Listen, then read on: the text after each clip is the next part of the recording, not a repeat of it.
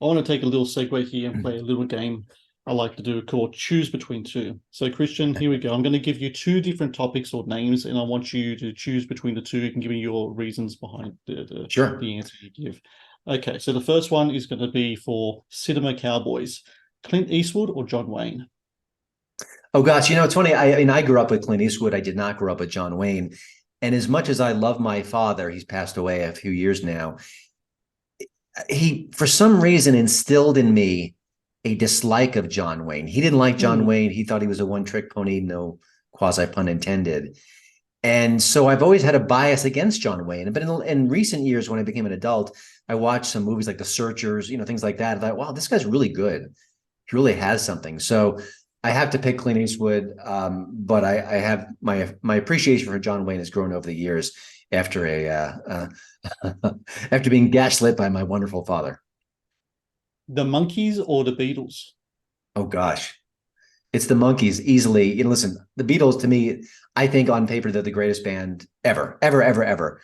But my childhood was just swamped with Monkees music, Monkees TV shows, searching down to find the Monkees albums that were out of print. So it's a deeply emotional and irrational choice of the Monkees.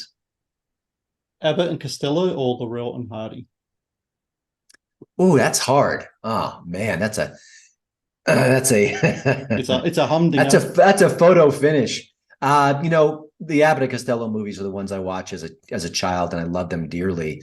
So I'd say Abbott and Costello. But to me, March of the Wooden Soldiers was maybe my favorite movie as a child, and that was a lovely comedy with them, and kind of interweaving all these different fairy tales into the film. And 3 or 4 years ago, maybe it was called Stan and Ollie with Yeah, that's right. With Steve John C. Coogan. Riley, Steve Coogan. Yeah.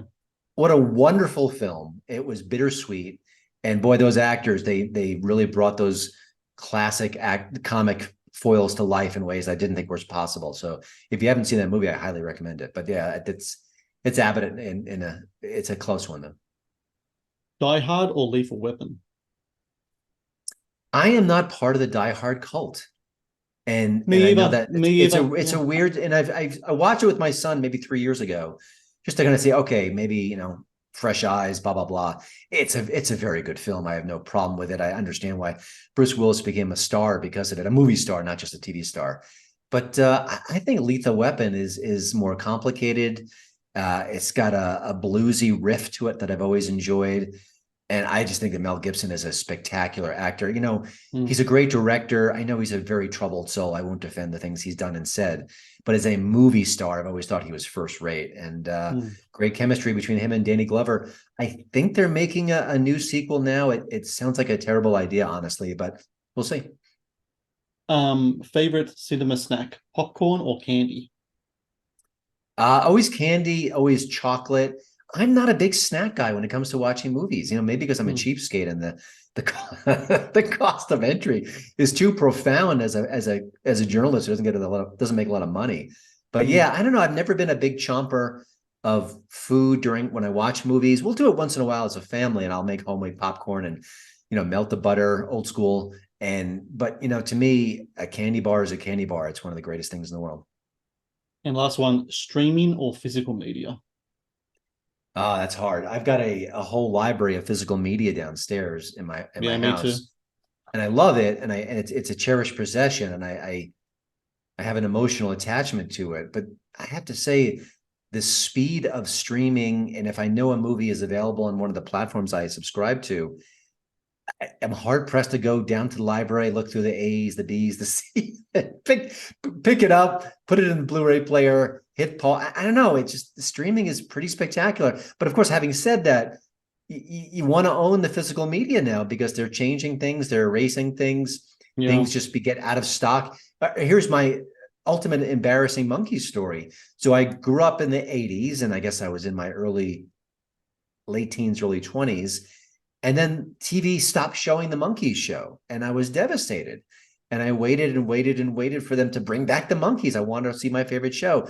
Again, I'm old, so this is when they didn't. If it wasn't there, you couldn't see it. I couldn't go to Mm. YouTube. I couldn't buy it here or there. And then the Monkees had I think it was a 48-hour Monkees marathon, MTV. And I taped every episode on VHS at the time, which is now an antiquated format, because I said, you know what, bleep you guys. I'm not going to be beholden to you. If I want to watch the monkeys, I want to have every episode. And Mm. so I did it on 4-hour mode, and I woke up every 4 hours during the night to put in a new cassette. So that's my wildly embarrassing monkey story that I'm oddly proud of. Thank you for watching the Matt's Movie Reviews channel. Please subscribe for more reviews, podcast interviews, and exclusive content.